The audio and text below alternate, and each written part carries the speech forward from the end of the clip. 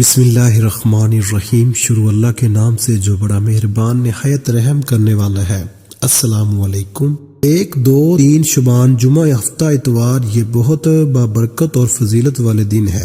ان خاص دنوں میں یہ وظیفہ ضرور پڑھ لینا۔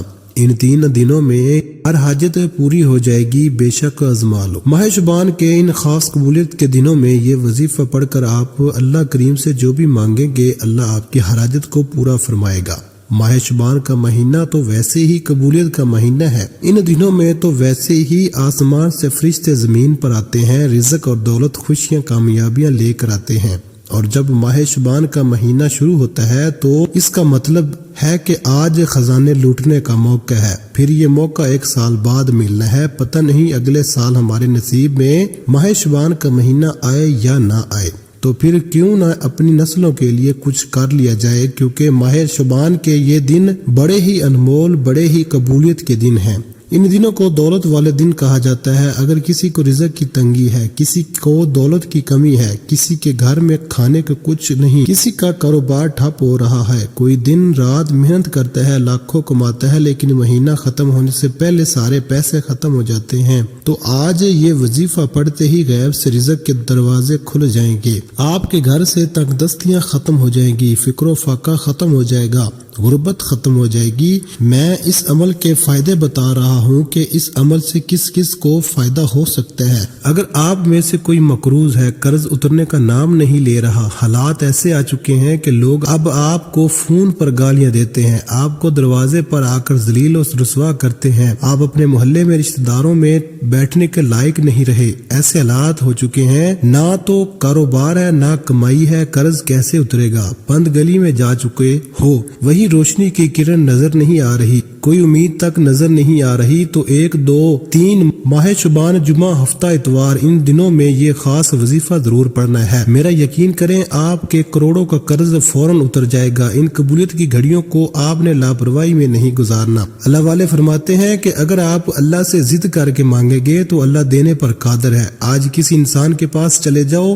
سگے بہن بھائی کے پاس چلے جاؤ، کوئی آپ کو 1 لاکھ بھی ادھار دینے کو تیار نہیں ہوگا، کیونکہ حالات ہی ایسے ہیں۔ لیکن اگر آپ اللہ سے مانگو گے تو کروڑوں بھی ملیں گے، اللہ سے مانگو گے تو خزانے بھی ملیں گے، کیونکہ اللہ کے خزانوں میں کبھی کمی نہیں آتی۔ اللہ کے حبیب صلی اللہ علیہ وسلم کا فرمان علی شان ہے کہ جب کوئی بندہ اللہ سے گڑ گڑا کر مانگتا ہے، کسی حاجت کے لیے ہاتھ اٹھاتا ہے، تو اللہ فرماتا ہے مجھے شرم آتی ہے کہ اگر میں اس بندے کی حاجت کو پورا نہ کروں۔ آج آپ کو شرمندہ ہونا پڑتا ہے اگر آپ کسی سے پیسے مانگے۔ اللہ کہتا ہے جب مجھ سے کوئی بندہ مانگتا ہے تو میں شرمندہ ہوتا ہوں کہ میں اس بندے کی حاجت کو پورا نہ کروں۔ وہ اتنا رحمان ہے، وہ اتنا کریم ہے۔ خدارا دنیا جہاں کے تمام کام چھوڑ کر یہ وظیفہ لازمی پڑھ لینا۔ اگر آپ نے رجب کے مہینے کو لاپرواہی میں گزار دیا، رجب کے مہینے میں آپ اللہ کو راضی نہ کر سکے، تو ماہ شعبان کا مہینہ شروع ہوتے ہی 1، 2، 3 جمعہ ہفتہ اتوار ان دنوں کو لاپرواہی میں مت گزارنا۔ آج ماہ شعبان کے وہ مبارک دن آ چکے ہیں جن کا میں نے بڑی شدت سے انتظار کیا کہ کب ماہ شعبان کا مہینہ شروع ہو اور میں یہ وظیفہ پڑھ کر اللہ کو راضی کر کے اللہ سے ہاتھ پھیلا کر مانگ لوں، اپنی تمام حاجات کو رب کریم کی بارگاہ سے پورا کروا لوں۔ آج کامیابی کا وہ راز آپ کے حوالے کرنے جا رہا ہوں جسے پڑھنے کے بعد دنیا کی ہر شے خود چل کر آپ کے قدموں میں آئے گی۔ نہ ہی آپ کو کبھی کسی کے سامنے جھکنا پڑے گا، نہ ہی کبھی کسی کے سامنے ہاتھ پھیلانے پڑیں گے۔ اللہ سے جو مانگو گے، جتنا مانگو گے، جیسا مانگو گے، اللہ جھولیاں بھر بھر کر نوازے گا۔ وقت کی نزاکت کو مد نظر رکھتے ہوئے آئیے آج کے اس بابرکت عمل کی طرف چلتے ہیں۔ لیکن اس سے پہلے آپ سے گزارش ہے کہ اگر آپ اس چینل پر نئے ہیں اور آپ نے اس چینل کو ابھی تک سبسکرائب نہیں کیا، تو ناظرین آپ سے گزارش ہے کہ اس چینل کو ابھی سبسکرائب کر لیں، کیونکہ ایسے بہت سے وظائف، ایسے بہت سے اعمال آپ کے حوالے ڈیلی کی بنیاد پر کرتا رہوں گا انشاءاللہ۔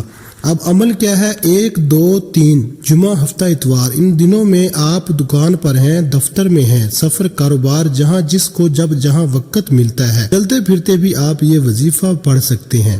کسی صورت آپ نے یہ وظیفہ نہیں چھوڑنا۔ سب سے پہلے باوضو مصلی پر بیٹھ کر آپ نے نبی کریم صلی اللہ علیہ وسلم کی ذات گرامی پر 3 بار درود پاک پڑھنا ہے۔ درود پاک آپ کوئی سا بھی پڑھ سکتے ہیں، آپ مختصر اور آسان سا درود صلی اللہ علیہ محمد پڑھ لے، آپ صلی اللہ علیہ وسلم پڑھ لے یا نماز والا درود ابراہیمی پڑھ لے تو سب سے بہتر ہے۔ ایک مرتبہ درود ابراہیمی ثواب کی نیت سے میرے ساتھ بھی پڑھیے گا۔ اللہم صلی علی محمد وعلی آل محمد کما صلیت علی ابراہیم وعلی آل ابراہیم انک حمید مجید۔ اللہم بارک علی محمد وعلی آل محمد کما بارکت علی ابراہیم وعلی آل ابراہیم انک حمید مجید۔ 3 بار درود پاک پڑھنے کے بعد آپ نے اپنے خاص مقصد، خاص حاجت کی نیت کرنی ہے۔ ہر انسان کا کوئی نہ کوئی مقصد ہوتا ہے، یہ قبولیت کے دن ہے۔ آج اللہ کریم سے تھوڑا نہ مانگنا، آج اللہ کریم سے وہ مانگنا جو آپ کو لگتا ہے کہ کبھی بھی مل نہیں سکتا، جو انسانی عقل کہتی ہے کہ یہ کام ناممکن ہے۔ اللہ ہر ممکن کو ممکن بنا دے گا۔ صرف اپنے مقصد کے لیے اگر آپ بے گھر ہیں، کرائے کے مکان پر رہتے ہیں، آپ نیا گھر مانگ لیں۔ اگر آپ مقروض ہیں، قرض سے نجات مانگ لیں۔ کاروبار میں ترقی، عروج، کامیابی مانگ لیں۔ دنیا کی ہر شے خود چل کر آپ کے پاس آئے گی۔ جس کو جو چاہیے، جیسا چاہیے، جتنا چاہیے، آپ اپنے الفاظ میں نیت کرنے کے بعد ایک بار اعوذ باللہ من الشیطان الرجیم بسم اللہ الرحمن الرحیم پڑھ کر وظیفے کا آغاز کرنا ہے۔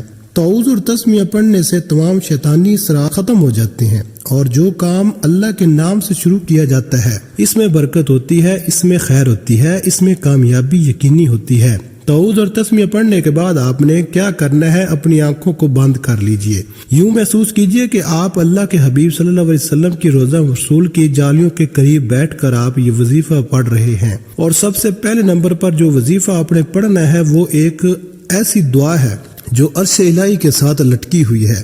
یہ دعا اللہ کے حبیب کا وظیفہ ہے، یہ نبوی عمل ہے، یعنی یہ دعا اللہ کے حبیب خود پڑھا کرتے تھے، اور آج اللہ کے حبیب کا وظیفہ آپ کے حوالے کر رہا ہوں۔ اور اس دعا کو پڑھتے دوران 7 آسمانوں اور زمینوں کے خزانوں کے منہ کھل جاتے ہیں، لیکن شرط یہ ہے جو جھولی پھیلا منگتا بن کر اللہ سے ضد کر کے مانگ لیتا ہے، اس کی مرادیں پوری ہو جاتی ہیں، اس کی خواہش پوری ہو جاتی ہے۔ آپ نے سب سے پہلے نمبر پر جو وظیفہ پڑھنا ہے وہ وظیفہ سبحان اللہ و بحمدی سبحان اللہ العظیم کا وظیفہ ہے۔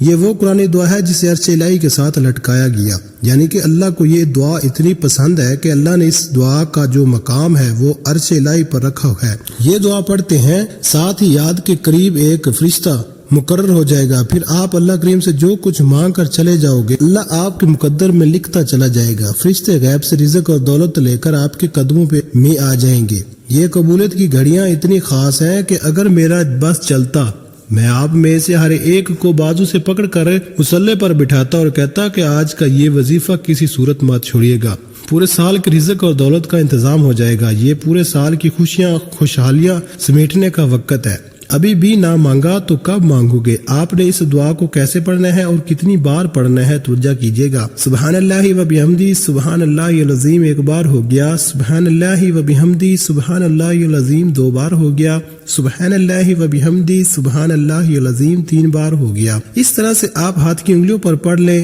آپ تسبیح کے دانوں پر پڑھ لیں، آپ نے صرف 7 بار پڑھنا ہے۔ یہ دعا، یہ کلمات عرش الہی کے ساتھ لٹکی دعا 7 بار پڑھنے سے اللہ 7 ناممکن حاجات کو ممکن بنا دے گا۔ آج جو وظیفہ بتا رہا ہوں یہ ہر کسی کو پڑھنے کی توفیق نہیں ہوگی۔ اللہ والے فرماتے ہیں کہ ماہ شعبان کی 1، 2، 3 تاریخ کو یہ وظیفہ پڑھنے کی توفیق صرف اسی کو ہوتی ہے جسے اللہ کی ذات رزق اور دولت سے نوازنا چاہتی ہے، جس کے گھر کے حالات کو بہتر بنانا چاہتی ہے۔ جب آپ نے پہلے نمبر پر سبحان اللہ و بحمدی سبحان اللہ العظیم کو 7 بار پڑھ لیا تو اب آپ نے دوسرے نمبر پر جو وظیفہ پڑھنا ہے یہ وظیفہ اللہ کے 2 ناموں کا وظیفہ ہے۔ اللہ کے وہ 2 نام یا رحمان یا کریم ہیں، جب ان دونوں ناموں کو ملا کر پڑھا جاتا ہے تو ان کی تاثیر و طاقت پہلے تمام وظیفوں سے بڑھ جاتی ہے۔ یا رحمان اللہ کی ایک ایسی صفت ہے کہ جسے پڑھتے ہی اللہ آپ پر، آپ کی نسلوں پر رحم فرماتا ہے، آزمائشوں کو اٹھا لیتا ہے، تنگ دستیوں کو اٹھا لیتا ہے، بندشوں کو توڑ دیتا ہے۔ ایک لفظ یا رحمان پڑھنے سے انسان پر رزق کی آزمائش، رشتوں کی آزمائش، اولاد کی آزمائش، تمام آزمائشیں اٹھا لی جائیں گی، تمام تنگ دستیاں ہٹا لی جائیں، تمام بندشیں توڑ دی جائیں۔ تو اس سے بڑھ کر اور کیا چاہتے ہو؟ یا کریمو پڑھنے سے اللہ ایسی نظر کرم فرماتا ہے،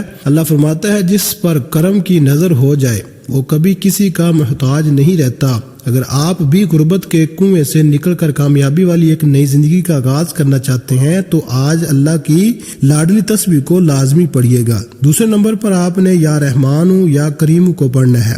کیسے پڑھنا ہے اور کتنی بار پڑھنا ہے توجہ کیجیے گا۔ یا رحمان یا کریم ایک بار ہو گیا، یا رحمان یا کریم دو بار ہو گیا، یا رحمان یا کریم تین بار ہو گیا۔ اس طرح سے آپ یا رحمان یا کریم کو اپنے دائیں ہاتھ کی انگلیوں پر پڑھ لیں یا تسبیح کے دانوں پر پڑھ لیں۔ آپ نے صرف 21 بار پڑھنا ہے۔ اگر آپ یا رحمان یا کریم کی صفات سے مالا مال ہونا چاہتے ہیں، یا رحمان یا کریم کی برکات سے جھولیاں بھرنا چاہتے ہیں تو دنیا جہاں کے تمام کام چھوڑ کر ماہ شعبان کی 1، 2، 3 کو یا رحمان یا کریم کو 21 بار پڑھیے گا۔ پہلے نمبر پر آپ نے جو دعا پڑھی وہ آپ کی تمام پریشانیوں کو ختم فرما دے گی، جو مانگو گے ملتا چلا جائے گا۔ 21 بار یا رحمان یا کریم پڑھنے کے بعد آخر میں تیسرے نمبر پر جو وظیفہ آپ نے پڑھنا ہے وہ وظیفہ قرآنی آیت کا وظیفہ ہے، جس کے بغیر یہ عمل نامکمل ہے۔ آپ نے آخر میں قرآنی آیت الحمدللہ رب العالمین کو پڑھنا ہے۔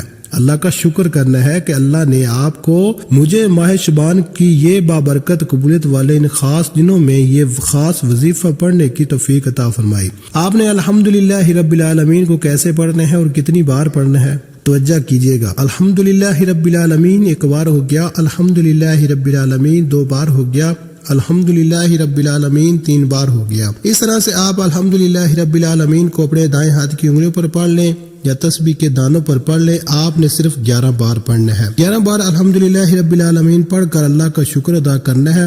اللہ شکر کرنے والوں کو پسند کرتا ہے۔ شکر کرنے والے کے مال میں، جان میں برکتیں وسعتیں عطا فرماتا ہے۔ اللہ کا شکر ادا کرتے وقت اللہ سے ضد کر کے مانگیے گا۔